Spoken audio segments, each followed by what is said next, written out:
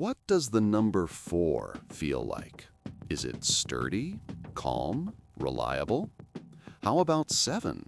Is it sharp, maybe a little arrogant? For a surprising number of people, numbers have distinct personalities. This isn't just a poetic fancy. It's a form of synesthesia called ordinal linguistic personification. Your brain, without your permission, is assigning complex social characteristics to completely abstract concepts. It's one of the first clues that our minds don't see numbers as just cold, logical tools. This happens because your internal number line resides in a busy neural neighborhood.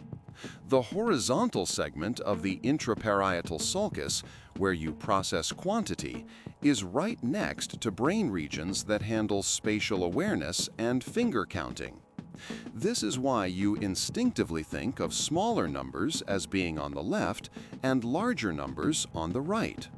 It's also why a study showed that thinking about low numbers subtly makes you lean to the left. Your abstract thoughts are physically grounded in your body's sense of space. This anthropomorphism gets even stronger with concepts like prime numbers. They feel special, indivisible, maybe even lonely. They follow no simple pattern, appearing at random intervals along the number line. But in 1963, mathematician Stanislav Ulam doodled numbers in a spiral during a boring lecture. When he circled the primes, something astonishing appeared. They weren't random at all. The primes mysteriously aligned along diagonal lines. A hidden order emerged from chaos. Does this mean the primes are trying to tell us something? Is this a message? No. What Ulam discovered is a powerful truth about our own minds. We are inescapable pattern-matching engines. This tendency, called apophenia, is the same instinct that makes you see a face in the clouds or hear hidden messages in scrambled audio. The Ulam spiral's lines are a mathematical artifact of certain quadratic polynomials tending to produce more primes. But to our brain, a line is a signal. A line is intention. And we have now built machines that do this for us, but with frightening efficiency. Think about your favorite video streaming service.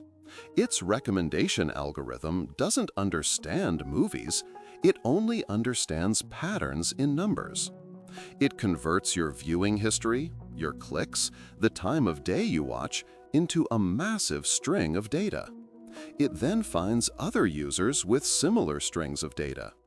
The feeling that it knows you is just a side effect of high-speed computational apophenia. It's a machine that watches your patterns. This feeling of being watched by patterns peaks with things like seeing 11:11 on the clock. The first time you notice it and assign it meaning, you create a filter for your attention. Your brain's reticular activating system, which decides what sensory information reaches your consciousness, is now primed to spot 11:11. You don't notice all the other times you look at the clock, 10:53, 12:38, because they are now irrelevant noise. The numbers aren't signaling you. You've simply told your own brain to listen for a specific broadcast. But the feeling that numbers are more than just our invention runs deeper than coincidences. Physicist Eugene Wigner called it the unreasonable effectiveness of mathematics in the natural sciences. Why should the universe obey rules that can be described by abstract, human-invented symbols? The orbit of a planet, the spin of an electron, the curve of a snail's shell are perfectly described by equations. It feels less like we are inventing math and more like we are discovering the universe's native language. So, are numbers watching you? The feeling is real, but the source might be closer than you think.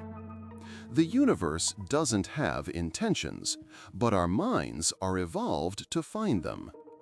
The numbers don't have personalities, but we can't help but give them. That sense of an external order, of a pattern gazing back at you from the chaos, is not an illusion. It's a reflection. You are looking at the profound pattern-seeking architecture of your own consciousness.